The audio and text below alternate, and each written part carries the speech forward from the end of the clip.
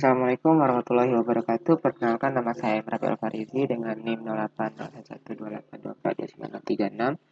Di sini saya merupakan mahasiswa aktif matematika angkatan 2024 dan di sini saya merupakan mahasiswa dari kelas L2 atau kelas genap. Di sini saya akan menjelaskan bagaimana cara menggunakan C++ untuk menentukan standar deviasi. Nah, di sini saya menggunakan dua include. Yang pertama itu include dari iStream.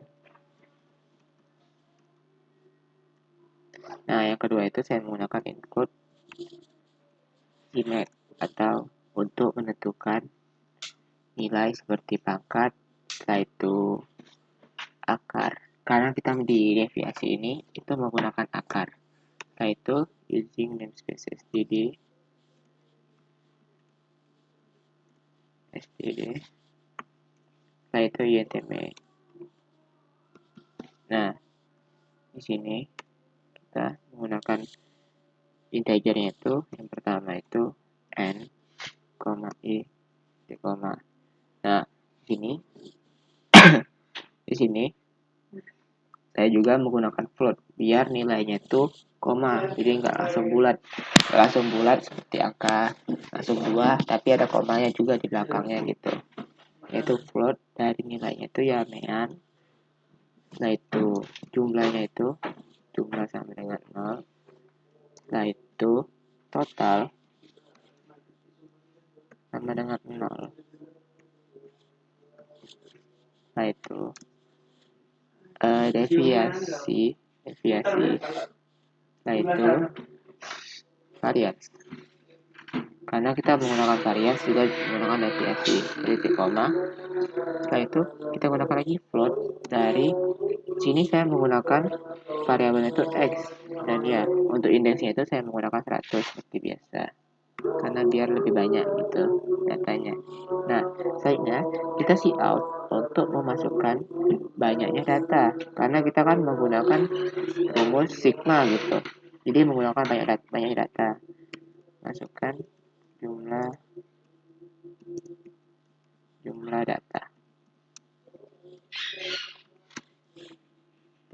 Nah, si in-nya itu kita masukkan nilainya itu n. Nah, selanjutnya karena tadi kita sudah masukkan banyak data, kita menggunakan lagi proses perulangan, itu menggunakan for. Nah, proses perulangannya itu kita menggunakan i sama dengan 0 karena array itu semuanya dimulai dari 0.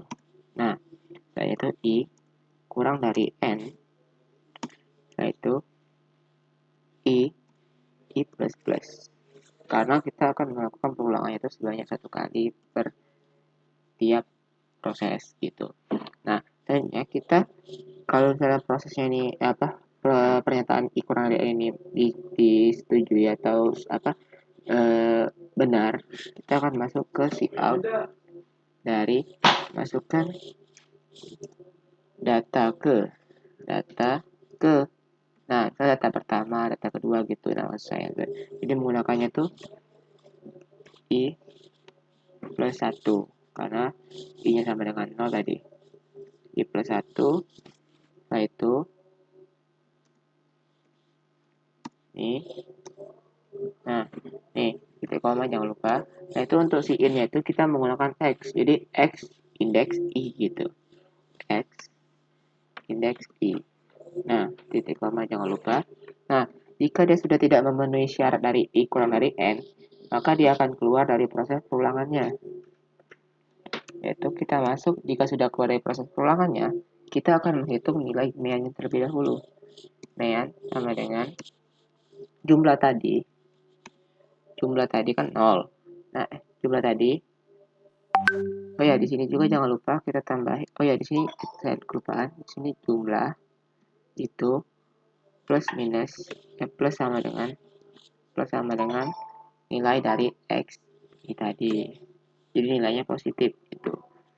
Nah, ini jumlah dibagi 2 koma. Nah, selanjutnya jika sudah kita melakukan penghitungan dari mean ini, kita melakukan melakukan proses perulangan lagi, itu for dari i sama dengan 0 i kurang dari n titik koma i plus plus. Nah, hanya itu kita kurung ke awal. Nah, saya ini karena kita sudah menentukan nilai meannya, kita bisa masukkan nilai totalnya. Jadi total sama dengan total tadi, yaitu yang totalnya kan dalam pertanyaan kan 0 kan. Jadi 0 ditambah hasil kuadrat gitu. Jadi kuadrat dari x yang pertama dikurang hasil meannya atau rata-ratanya. Ini jangan lupa. X dari yang pertama atau xi dikurang mean. Nah, ini kita kali karena nanti kuadrat itu kan sama saja dengan kali dengan yang sama. Jadi kita kalikan dengan yang sama, yaitu x indeks i ini dikurang mean. Nah, seperti ini. Nah, karena sudah dapat nilai totalnya, kita jika sudah dari pernyataan perulangan ini sudah tidak ada lagi sudah tidak memenuhi lagi, maka dia akan masuk ke nilai varians. Varians ini kan tadi kan rumusnya itu kan rumus varians itu kan rumus deviasi itu kan tinggal akarin dari rumus varians gitu. Rumus varians itu total tadi tinggal kita bagi dengan n-1. Jadi tapi untuk n-1 itu jangan lupa untuk kurung dulu n-1. Nah, titik koma. Setelah itu jika sudah, nah baru kita masukkan nilai deviasinya. Deviasi sama dengan kan akar tuh rumusnya SQRT. SQRT dari buka kurung dari varians. Nah, titik koma. Nah, karena kita sudah mencari nilai deviasinya, jadi kita tinggal outputin saja. Jadi kita out dari nilai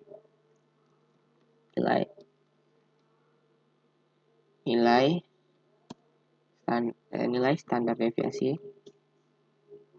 deviasinya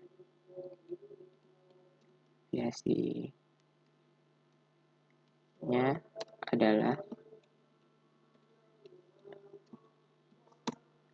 Nah, ini kita tinggal kita inputin aja deviasi ke dalamnya. Nah, itu underline titik koma. Nah, ini tinggal kita build and run.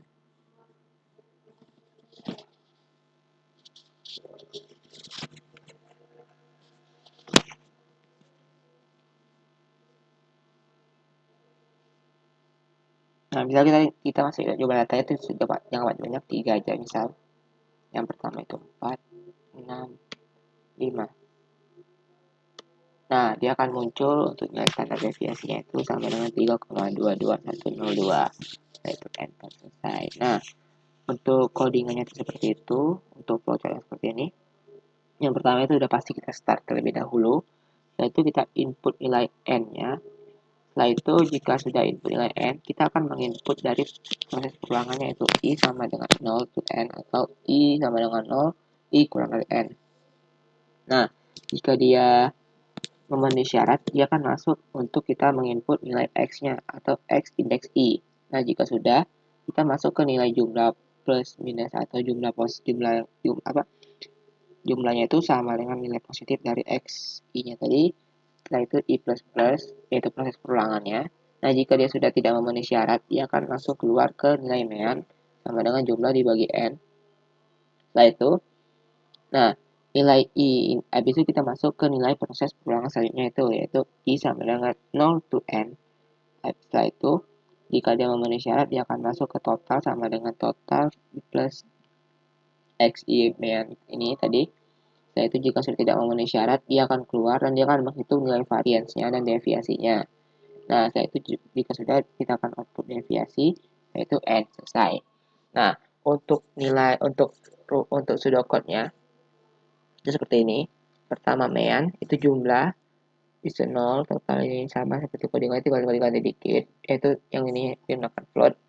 Nah, jika sudah arraynya ini 0 sampai dengan 100, itu kita menggunakan sesuai dengan nilai indeks yang kita gunakan gitu. Nah, saya itu seperti ini biasa. Ini. Nah, Nah, itu untuk deskripsi program. Itu yang kita mulai tentang variabel, bisa menunggu input dari keyboard. Nah, itu ya. Nah, jadi mungkin itu saja yang saya sampaikan. Bila ada salah kata, mohon maaf. Saya akhiri, wassalamualaikum warahmatullahi wabarakatuh.